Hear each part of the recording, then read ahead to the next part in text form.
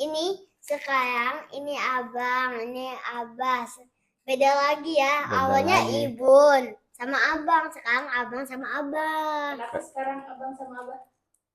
Karena kita mau cerita tentang mikroskop. Karena ibu nggak tahu tentang mikroskop, jadinya ibu yang bikin kontennya. Jadi ibu yang nyalain kontennya, Nyalain siap-siapin videonya. gitu, iya bener. Oke.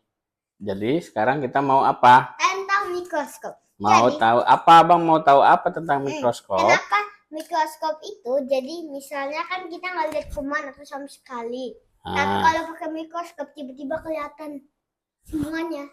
Karena ada lensa namanya. Kenapa kalau mikroskop bisa lihat benda-benda kecil, tiba-tiba kalau kita ganti posisinya jadi gede? Oh gitu, kenapa ya? Coba kita tanya deh ke Mr. DIY. Mr. DIY, bukan dong. Ya sudah. Ke namanya ChatGPT. ChatGPT ya guys. Nah, gitu dong. Apa tadi? ChatGPT. Kenapa? Mikroskop. Harus pakai suara ya? Coba kita pakai suara. Kenapa?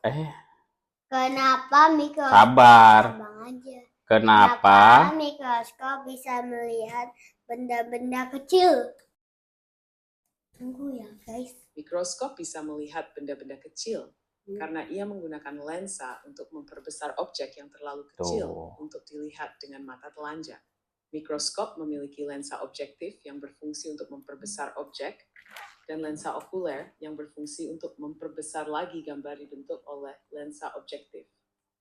Dengan cara ini, mikroskop bisa menampilkan gambar dengan detail yang lebih besar dari ukuran sebenarnya, memungkinkan melihat benda yang sangat kecil, seperti sel atau bakteri. laptop bisa bicara kan? Bentar, kita mau tahu apa? Lensa objektif gambarnya. Lensa. Oke, sekarang kita akan melihat lensa objektif. Nih, lensa objektif dan lensa okuler namanya. Kita lihat di gambar. Oh, tuh lihat Bang. Ini gambar mikroskop. Tuh lihat. Tuh. Mau lihat beneran nggak ada mikroskopnya. Ada nanti videonya kali. Nanti kita lihat videonya sama Abang aja ya. Oke. Abang mau nanya apa lagi? Abang mau nanya. Kenapa perang gajah bisa berperang? Padahal gajah kan nggak tahu apa-apa, cuma tahu makan minum. Kalau ada yang gangguin dia nyembur. Perang gajah waktu Nabi Muhammad lahir. Kenapa ada perang gajah di saat Nabi Muhammad lahir? Peristiwa ini dikenal dengan Perang Gajah. Ini terjadi pada tahun saat kelahiran Nabi Muhammad, sekitar tahun 570 Masehi. Pasukan gajah dipimpin oleh seorang raja dari Yaman yang mencoba menyerang Ka'bah di Mekah. Namun, menurut cerita, pasukan ini dikalahkan oleh burung-burung yang melempari mereka dengan batu. Namanya burung apa?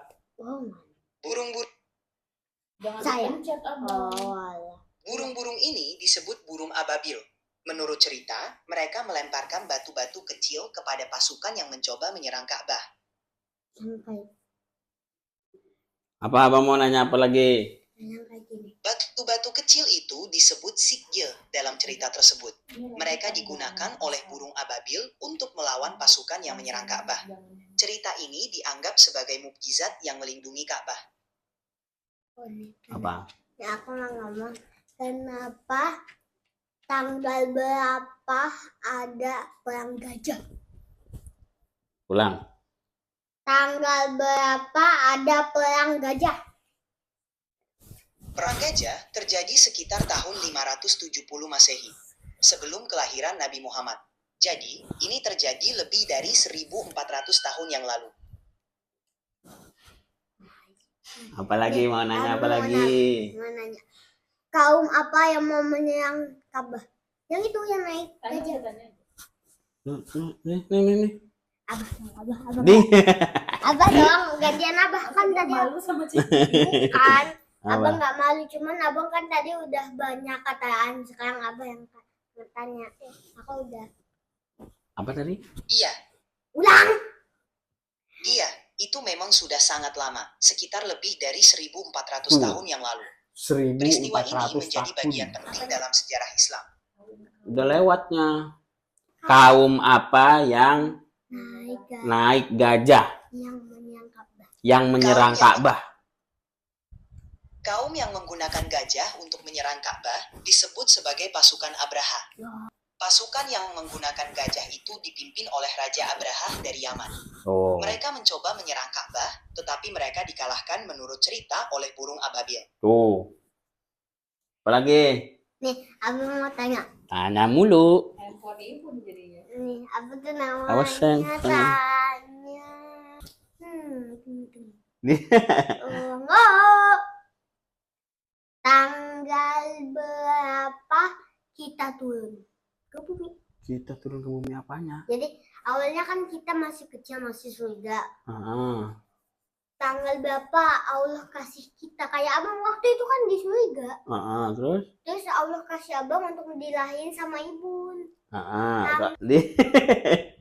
Kita tanya Nabi Adam. Oke. Oke. Abang ya yang tanya, aku tadi udah tanya banyak. Kapan Nabi Adam turun ke bumi? Menurut tradisi Islam, Nabi Adam adalah manusia pertama yang diciptakan oleh Allah dan ditempatkan di surga. Kemudian, menurut cerita, Nabi Adam dan Hawa, Eve, diturunkan ke bumi setelah mereka melanggar perintah Allah. Namun, waktu pastinya tidak disebutkan secara spesifik dalam sumber-sumber Islam. Jadi, tidak ada tanggal pasti yang disebutkan tentang kapan Nabi Adam turun ke bumi. Apa? Kita tanya. Nih, setan itu kapan ada di neraka? Awalnya kan setan baik pada di surga. Kata siapa? Ada yang ceritain. Ada yang ceritain itu dia. Setan di surga tadinya, terus? Ya, tanggal berapa setan bisa masuk neraka? Oke. Kapan setan diusir dari surga? Menurut tradisi Islam, iblis atau setan diusir dari surga karena ia menolak untuk sujud kepada Nabi Adam. Iblis merasa lebih unggul karena ia diciptakan dari api sementara Adam dari tanah. Akibat kesombongannya, iblis diusir dan dikutuk untuk menjadi musuh umat manusia.